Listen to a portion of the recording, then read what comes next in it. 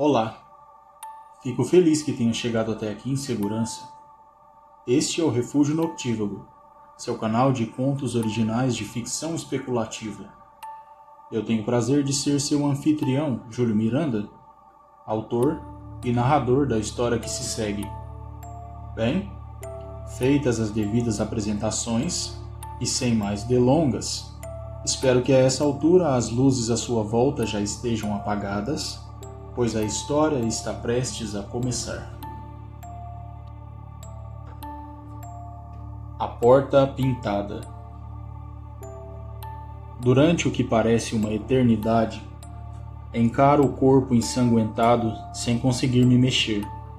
Está caído aos meus pés, esparramado, braços e pernas abertos, flácidos, apontando, cada membro, uma direção diferente sobre o chão sujo de paralelepípedos do pequeno pátio murado, escuro e abandonado. Sobre nós, o luar e as fagulhas das estrelas tremulam por detrás de nuvens brancas que cortam o céu de um azul profundo, como navios fantasmas de certo o fazem nos mares distantes e desconhecidos, lar das criaturas mitológicas e dos assombrosos leviatãs. Com a mão livre, apalpo às cegas a própria barriga, aplico pressão aos ferimentos, aos cortes profundos que me rasgaram carne e músculos durante a luta. O sangue jorra quente e escuro por entre meus dedos, corre por meu braço, pela parte interna da manga da camisa e da manga do paletó. Um lampião brilha por trás do vidro embaçado de um quarto do terceiro andar do prédio adjacente. Corro e me escondo, abaixado, atrás de um arbusto. Cerro os dentes e sufoco um gemido. "Quem diabos está aí?" exige saber a voz rouca e gasta de um velho. Através do emaranhado de folhas, envolto em sombras, o observo. Usa um camisolão branco de algodão e uma touca de mesma fazenda. Com uma mão segura a janela aberta, com a outra o lampião aceso acima da cabeça. Ele aperta os olhos e perscruta o pátio, fixa a vista no corpo. Ei, seu degenerado pinguço! Vai se estrebuchar em outro canto, Satanás! Show! Insiste naquilo durante 1 minuto ou 2. Depois grunhe, murmura um xingamento, fecha a janela e desaparece junto com a luz no interior do cômodo. Ergo a cabeça e olho em volta. Espio a rua por uma das fendas do antigo muro de pedras. Não vejo ninguém. Aproveito a oportunidade para deixar a cena. Me levanto, lanço-me por cima do muro e ganho as ruas estreitas e tortuosas de paralelepípedos. Tento me mover depressa, mas em silêncio. Falho em ambas as intenções. O ferimento me atrasa, me tolhe as forças, a precisão dos movimentos, e por onde passo, chamo a atenção dos cavalos amarrados em palanques ou presos a carroças, e dos cães que protegem jardins e pátios. Os primeiros relincham, bufam, os últimos latem, mostram-me os dentes, rosnam por detrás das barreiras de madeira e pedra, das grades de ferro dos portões. As ruas estão desertas, exceto pelos animais, silenciosas, exceto pelos sons que os animais emitem, e pelas rajadas de vento, pelo farfalho de folhas, pelo rangido de dobradiças das tabuletas, de lojas e tavernas que balançam solitárias no quase escuro. Dos lampiões que pendem de postes esparsos ao longo dos caminhos, uns poucos estão acesos. Arrependo-me de ter vindo a pé, mas ao mesmo tempo sei que não tive escolha. Não podia ter o cocheiro como testemunha e conduzir sozinho minha própria carruagem levantaria muitas suspeitas. E um cavaleiro chama muito mais atenção do que um homem sobre as próprias pernas. Um homem sabe se mover sem fazer barulho. É pequeno e flexível o bastante para se esconder ao menor sinal de perigo. Pode pular muros e atravessar pátios sem ser visto. Pode escalar paredes e se mover por telhados. Depois de um tempo, paro de sentir as pernas, de perceber seu movimento. Apesar das roupas grossas e ricas, sinto frio, um frio terrível, que me sobe pela espinha, que me apunhala sob as costelas, que me enche o peito e as tripas de medo. Caio de joelhos junto a um muro e me sento com as costas apoiadas contra ele, em um beco escuro, abrigado por sombras, lixo e maus cheiros. 1 minuto, penso. Só preciso de 1 minuto. Se me dou ao luxo de 1 ou uma centena, não sei dizer. Mas acordo assustado quando me chegam aos ouvidos o estardalhaço das sirenes e dos sinos. Fui descoberto.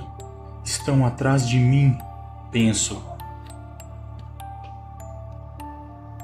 Enterro nas fendas do muro, no entremeio das pedras, os dedos da mão livre e me puxo de volta sobre as próprias pernas. Volto a me arrastar, tento correr, cambaleio em zigue-zague, tropeço e quase caio, polido contra postes, carroças, palanques vazios e paredes, e continuo em frente, uma rua por vez e uma curva por vez, pelas mais tortas e pelas mais escuras, cortando o caminho por becos e vielas, por pátios esquecidos abertos. A terrível sinfonia da perseguição nunca parece longe, mas também não avança para além da aproximação original. Segue-me pelos caminhos, mantendo entre nós sempre a mesma distância, parece, pelo menos por hora. Um som macabro, inumano, que não parece vir de lugar nenhum e de todos os lugares ao mesmo tempo. Estou para dobrar uma esquina, quando então vejo a luz. Não se parece com nenhuma outra que eu já tenha visto na vida. Não é amarela ou alaranjada, como a luz do fogo e das lanternas. É branca e pulsante, viva, como a luz do sol. Paro apoiado contra a parede de um dos prédios, hipnotizado. A luz se arrasta por sobre os paralelepípedos como uma coisa viva, sem forma, sem limites. A sua aproximação, a cor dos lampiões, dos animais, das pedras, do chão, das paredes, de tudo que ela está prestes a tocar, desaparece. É como se a luz sugasse essas cores, transformando os objetos em rascunhos a lápis em uma folha branca de papel, como os que faço antes de transpor a cores meus desenhos para as telas que troco por prestígio, privilégio e fortunas. Depois a luz os engole, suga também os rascunhos sem cor, os consome como se fosse uma boca imensa, infinita, a boca de Deus, finalmente devorando de volta ao esquecimento cósmico as coisas vivas e mortas desse mundo. Por detrás da cortina cegante, o mundo desaparece, deixa de existir de uma maneira que desafia tanto a física como o intelecto humano. E sem pressa, a luz segue em frente. Um nada branco, liso e sem contornos, transformando também em nada o que um segundo atrás fora alguma coisa. É nesse momento que os sinos e as sirenes soam mais alto e mais próximos. Olho em volta, depois começo de novo a correr.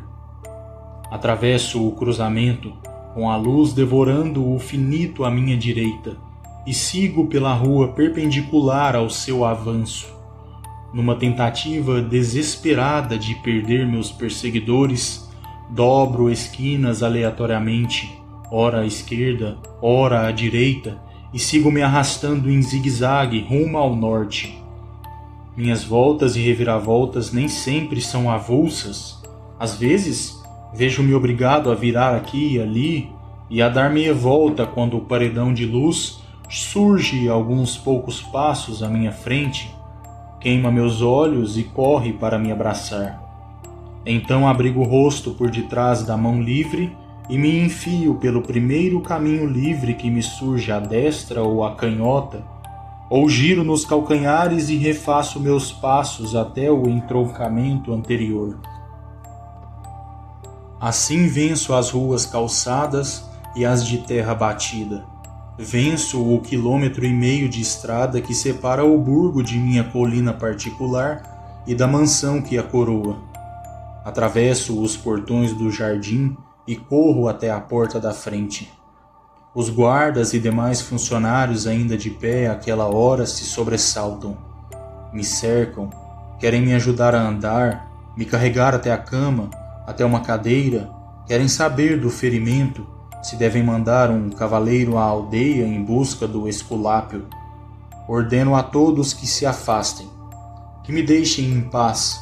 Ordeno que fechem todas as portas e janelas. Durante um primeiro minuto, trabalho nisso ao lado deles. Depois me viro e percorro os corredores até o quarto de dormir.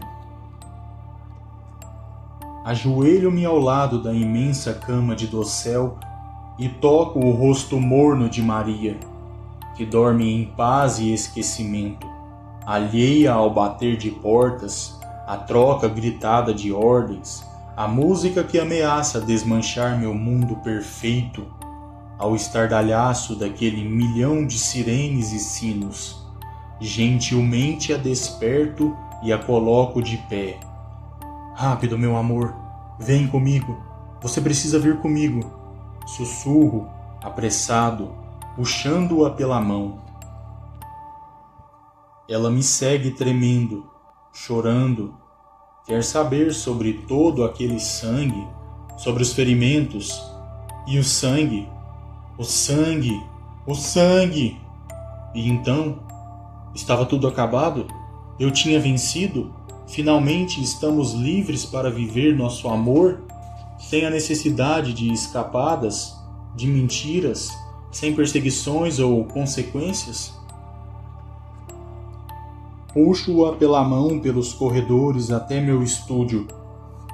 No caminho, agarro um dos lampiões que pendem de argolas presas às paredes de pedra. Entro e a puxo para dentro e tranco a porta atrás de nós. Freneticamente voo de um lado para o outro e me certifico de que as demais passagens e as janelas também estão fechadas. Movo-me sem equilíbrio, aos tropeços, empurrando quadros finalizados, derrubando cavaletes vazios, pinturas inacabadas, mesas abarrotadas de papéis, palhetas, potes de tinta, pincéis. Uma vez seguro de que todas as possíveis entradas estão seladas, volto para junto de Maria e a agarro novamente pela mão e a puxo para junto de uma das paredes. Procuro pelo chão por um pincel e um pote de tinta. Quando abro o primeiro vidro, descubro em seu interior uma forma sólida e inútil, cinzenta. Corro novamente pelo cômodo, recolhendo novos potes, que se mostram igualmente inúteis. Tento usar a tinta das palhetas, tento torná-las pelo menos pastosas usando saliva, mas de nada adianta. Vejo-me segurando o pincel seco e inútil, me virando sem sair do lugar, chorando, gemendo de dor. Lembro-me da ferida, do sangue. Volto para junto da parede. Agarro novamente a mão de minha pobre, inconsolável e confusa Maria. Mergulho o pincel na própria ferida e o puxo com as cerdas encharcadas de sangue, gotejando, vermelhas. Aproximo-nos da parede e começo a trabalhar. Os sinos e as sirenes soam cada vez mais próximos, sufocantemente próximos, logo ali no corredor, soando em cômodos vizinhos. Com pinceladas desesperadas e enérgicas, desenho a porta, a maçaneta, nossa única rota de fuga. Com a mente, pinto do outro lado o mundo perfeito, a vida perfeita, o final feliz que merecemos. Aperto com um pouco mais de força a mão de Maria. Deixo que o pincel escorregue por entre meus dedos pegajosos de sangue. Deixo que caia com um baque amortecido e surdo sob o estardalhaço das sirenes e dos sinos. Fecho os olhos, respiro fundo, estico a mão livre em direção à maçaneta e agarro nada. Não pode ser. Abro os olhos e tento novamente com eles abertos. À nossa volta, sinos e sirenes engolem o mundo, calam todos seus outros sons e vozes. Tento gritar e não consigo. Olho em volta, por sobre os ombros. Pelos 4 cantos do estúdio, através das frestas das janelas e das portas, a luz branca e mortal, a luz faminta, devoradora de mundos, invade o cômodo. Estica-se pelo vão entre as tábuas e pelo vão sob as passagens. Engole cores, cavaletes, pincéis, quadros, folhas soltas de papel. Viro-me de frente para Maria para um último abraço e não tenho tempo de saber se o movimento se concretiza ou se a luz é mais rápida, se nos extingue antes da despedida. Acordo com a cabeça latejando, os sinos e sirenes explodindo dentro de minhas têmporas, quando então a música começa a fazer sentido. Me soa familiar e percebo que não se constitui propriamente de nenhum sino nem sirene. Às cegas, estico o braço para o lado. Às apalpadelas, alcanço o celular sobre o criado mudo e desligo o despertador. Pisco diante da luz branca e ofuscante do sol que entra pela janela de meu pequeno quarto, aos pés de minha cama. Por instinto, as brumas do sonho ainda me atordoando os pensamentos, apalpo a barriga em busca de ferimentos e a descubro intacta. Depois disso me levanto. Espero que o ocupante do quarto 23 termine de tomar seu banho. Tomo o meu, me visto, encho o meu copo térmico de café na cozinha do andar térreo da pensão e corro até o ponto de ônibus no quarteirão da frente. Exatamente às 7h45, estou batendo a porta lateral do café onde trabalho, na praça de alimentação do 2º piso do shopping center. William, o gerente mal-humorado e careca, me recebe, me coloca para dentro com uma careta e um grunhido. Visto logo o avental por cima do uniforme, coloco o boné e ocupo meu posto. Às 8, estamos abertos e funcionando a todo vapor. Às 8h17, Maria chega. Minha doce, pequena, esbelta, loira e gentil Maria de olhos azuis. Hoje é quinta, e como de costume, ela está acompanhada do marido. Ele parece diferente em roupas do século XXI, livre de sangue, com os 2 olhos no lugar e sem talhos mortais no pescoço. Eles ocupam de mãos dadas a fila. Às 8h22, tenho-os à minha frente, sorrindo educadamente e fazendo seu pedido. enquanto eles falam e sorriem e eu anoto distraidamente o que querem, vejo por entre eles, pelo vão que existe entre seus corpos e suas cabeças, o estúdio de arte do outro lado da praça de alimentação. De pronto, mesmo daquela distância, rapidamente encontro, entre as dezenas de quadros e cavaletes que ocupam as vitrines, a pintura que, há 3 dias, tanto me impressionou. Um casal de mãos dadas diante de uma porta pintada em uma parede. O homem, certamente um celebrado artista do século XVIII ou XIX, ainda segurando o pincel molhado de tinta. E a porta. A porta. Ah, aquela porta. E aquela liberdade.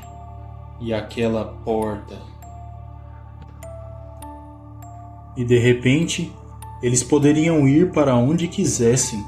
Poderiam se amar e ser felizes onde bem entendessem, tanto quanto fosse de seu agrado, em qualquer lugar que eles escolhessem. E nada mais poderia segui-los, não por aquela porta. Nada além deles seria capaz de atravessá-la. Certamente nada ruim ou mal. Termino de anotar o pedido.